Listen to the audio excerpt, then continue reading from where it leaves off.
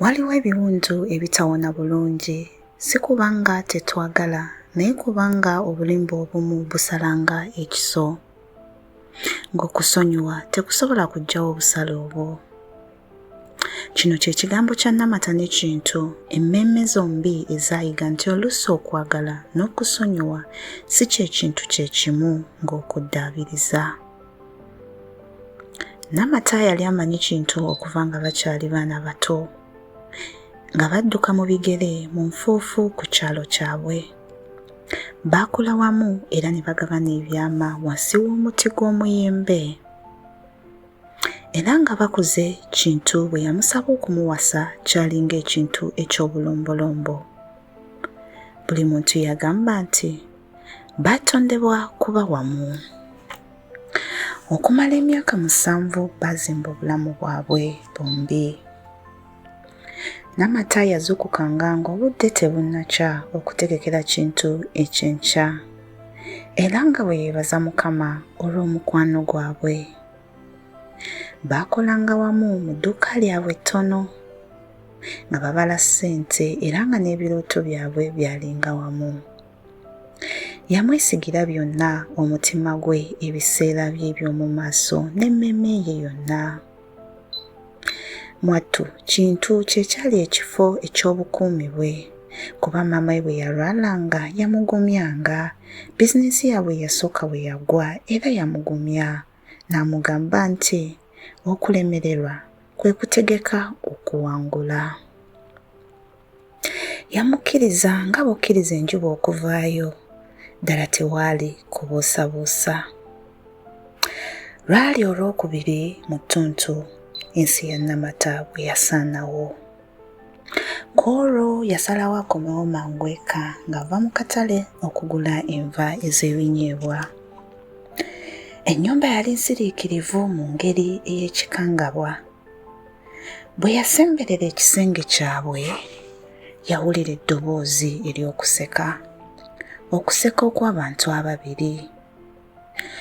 Omukono gwe gwakankana nga ggula oluggi. Eyo mu kitanda kye baali bagabana okumala emyaka 7 nga Kintu akirimu ne 2 muto wa Nnamata. Omuwala yali abeera nabo okumala emyezi 6 nga Nnamata yamuliisa ng'amusuza era n'okumwambaza. Mwattu obudde bwakoma, ekisero kya Nnamata kyagwa era ebinyeebwa ne bisaasaana wansi ng'omutima gwe bwe gwali gumenyese. Okuggula oluggi kwabakanga era tasobola kwerabira Kintu bwe yeekangamu nga mu maaso ge gajjudde ensonyi n'obuswavu. Nnamata teyawoggana, teyakaaba. Mwattu yatambula butambuzi ng'amagulu ge gamutwala wonna era ewataali. Yessanga ku muti gw'omuyembe gye baatuulanga nga bakyali bato, era eyo yekka yakaaba okutuusa amaziga bwe galekeraawo okujja. Ekyalo kyasasamala era baageya. Abooluganda lwa Kintu bajja okusaba ekisonyiwo, wabula abooluganda ba Nnamata bo beeyawulamu.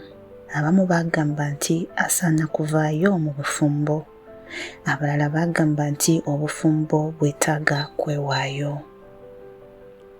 Naye eddoboozi ery'amaanyi ennyo lyali lya Kintu ng'asaba okusonyiyibwa buli lunaku. Nali munafu yasaba ng'afukamidde ebweru w'oluggi lwabwe. Nakola ensobi ey'entiisa. Naye emyaka 7, Nnamata emyaka 7 egy'okwagala tegisobola kusangulawo olw'ekiseera ekimu eky'obusirusiru. Nkwegayiridde nsonyiwa. Era bw'atyo ne 2 naye yajja amaaso ge nga gazibye olw'okukaaba. Ndi mukazi mubi yatuula. Nakulimba nga wampa byonna, nkolimira nga bw'oyagala, naye nkwegayiridde toleka Kintu. Nkwegayiridde toleka Kintu kino kuzikiriza bufumbo bwo. Namata yeesanga mu kkomera ly'obulumi, teyasobola kulya wadde okwebaka. Buli nsonda ye y'ennyumba yaabwe yalina ekijjukizo, kati ekyali kyonoonese obuliri bwabwe, ekiyungu kw'ossa n'omuti ogw'omuyembe byonna byayonooneka olw'obulimba. Bw'atyo jjajjaawe jjajja Nakalema yajja okutuulako naye olunaku lumu akawungeezi. Mwana wange, yamugamba mpola, ndaba olutalo mu mutima gwo, oyagala okusonyiwa kuba oli mulungi, naye tosobola kwerabira kubanga oli muntu.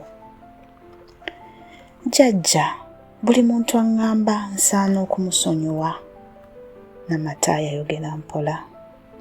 Bagamba obufumbo kitukuvu, nti nsaana kuba munywevu, nti ensobi emu terina kumalirawo byonna.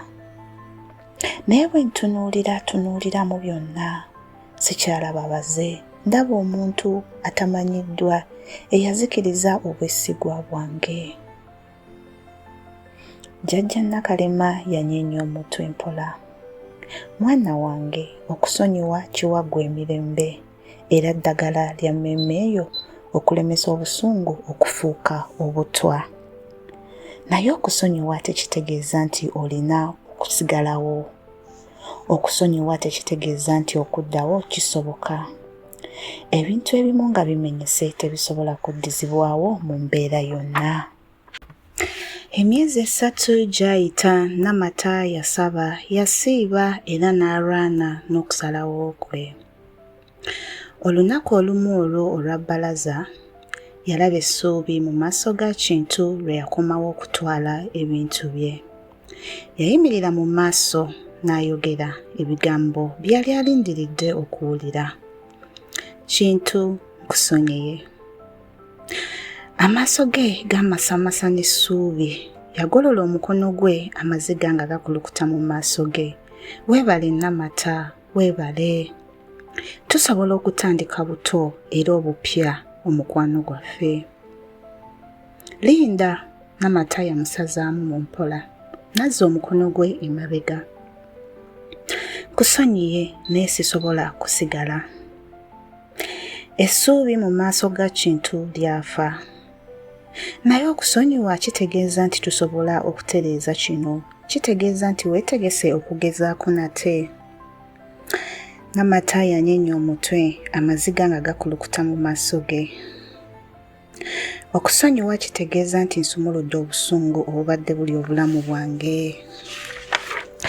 Era nsazeewo nondewo emirembe mu kifo ky'obusungu. Era okusonyiwa kitegeeza sigenda kusitula bukyayi mu mutima gwange. Naye Kintu, okusonyiwa tekijjaawo kye wakola, tekisimba bwesigwa nate obwasaanawo.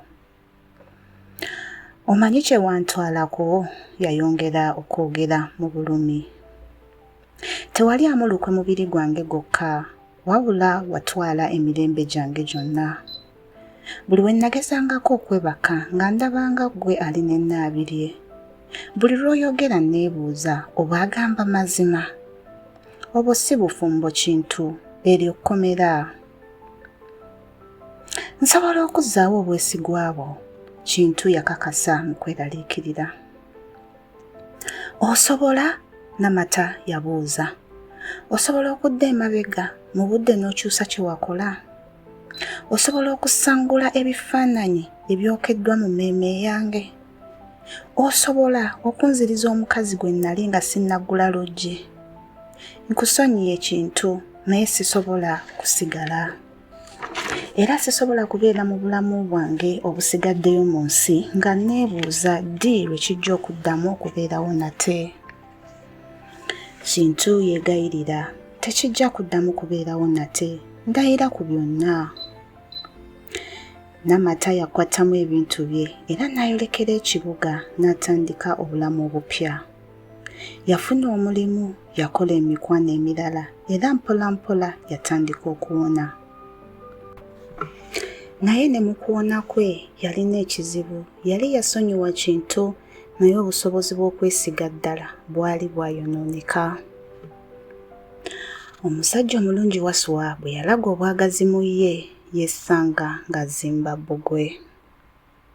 Olunaku lumu akawungeezi yatuula ne Wasuwa n'amunnyonnyola, weetaaga okutegeera ekintu kino nti nalimbibwa mu ngeri ey'amaanyi era wadde nasonyiwa nkyalina obuzibu mu kwesiga omuntu mu bintu by'omukwano. Wasuwa yamukwata ku mukono gwe mu mpola. Weebale kunneesiga n'ebyafaayo byo Namata. Okuwona kwetaaga obudde era ndi mwetegefu okutambulira mu kkubo eryo naawe. Mu kiseera ekyo Kintu yali mu kwejjusa. Yagezaako okufuna omukyala omulala naye tebyali byangu. Ne Naabirye muto wa Namata yadduka ku kyalo olw'obuswavu n'aleka Kintu emabega mu kwejjusa. Kawayise emyaka, Namata yafumbirwa Wasuwa. Omukwano gwabwe gwali gwanjawulo ku gwe yalina ne Kintu. Gwali guzimbiddwa ku bugumiikiriza, okutegeera n'okwesiga okugenda empola. Wasuwa teyamupapya kuwona, wabula yabeerawo mu bujjuvu, n'akuuma ebisuubizo bye era n'amwagala mu kaseera ke yalimu ak'okubuusabuusa. Era ku mbaga yaabwe Namata ng'ayimiridde ku kituuti yalowooza ku Kintu, wabula si mu bubi naye mu kusiima. Oluusi okusonyiwa si kuwa muntu mukisa mulala, wabula kukuwa emirembe n'okuwona awamu n'okugenda mu maaso. Osobola okusonyiwa omuntu ate n'osigala nga weekuuma, kubanga okusonyiwa kiwa ggwe eddembe.